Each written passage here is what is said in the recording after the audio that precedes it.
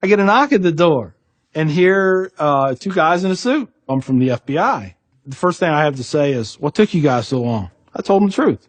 I was going to make my own IED, and I was going to set across the Islamic Center over in a bank's parking lot, and I was going to dial it in and just watch the show.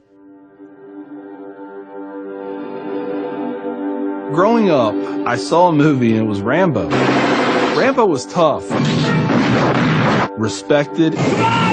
He had intestinal fortitude. I said, that's what I want to do. I went off and joined the Marine Corps. I wanted the action. The first time I got shot at, I remember looking at my watch and I says, man, this time last year I was in English class.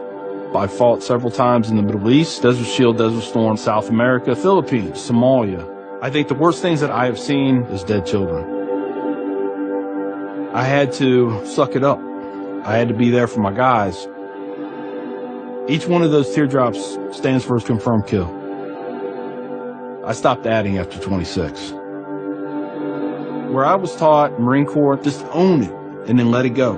But there comes a time when there's too much of that, and you can't turn it off anymore.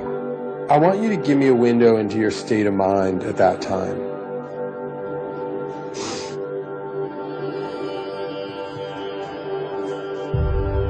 One time, my wife and I went to a DSW, and I saw in the distance these two women in black burqas in my store.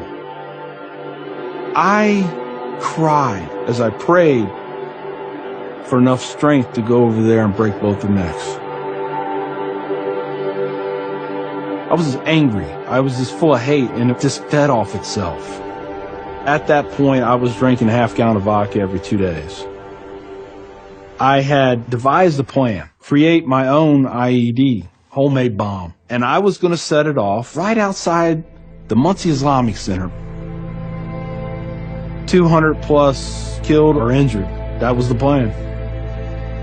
I saw an opportunity to do one last thing for my country. This was my rationale. I knew I would end up in a federal prison with a needle in my arm. I didn't care my hatred of Islam. It was the only thing that was keeping me alive. So one day my daughter comes home, second grade maybe.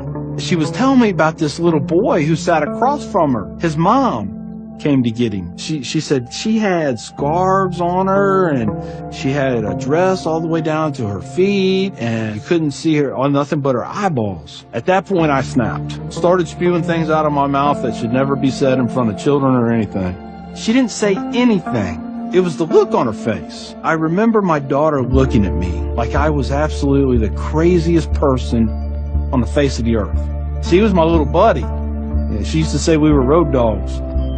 I know I saw it in her eyes. I made her question that love. And that's when the light bulb came on. I decided to give the people of this community one more chance. So I went to the Islamic Center, see a gentleman in the shoe room taking off his shoes. He looks at me and he smiles. He said, "Can I help you?" And I said, "Yeah, I want you to teach me about Islam." So he went and he gave me a Quran. "Read this. Come back when you have questions." So I did. And I would see things in the book. I'd be like, there it is. I got them right there. Explain that to me. And they would. This was a kind of awakening. Long story short, 8 weeks after that first day I stepped into the Islamic Center, I became a Muslim.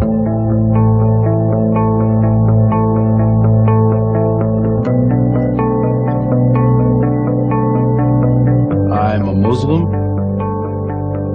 a veteran, and a proud American. I had learned that I was completely wrong about everything that I felt. You know, Judaism had a message, Christianity had a message, Islam had a message. Funny thing is, though, it was the same message. It was about peace, and it was about love. Please join me in welcoming Mr. McKinney. My big thing is now to stop the hate. Nothing good has ever come out of hatred. I've done too many things. I've hurt a lot of people. I have to live with that. But if I can stop somebody else on the path of non-forgiveness, I won.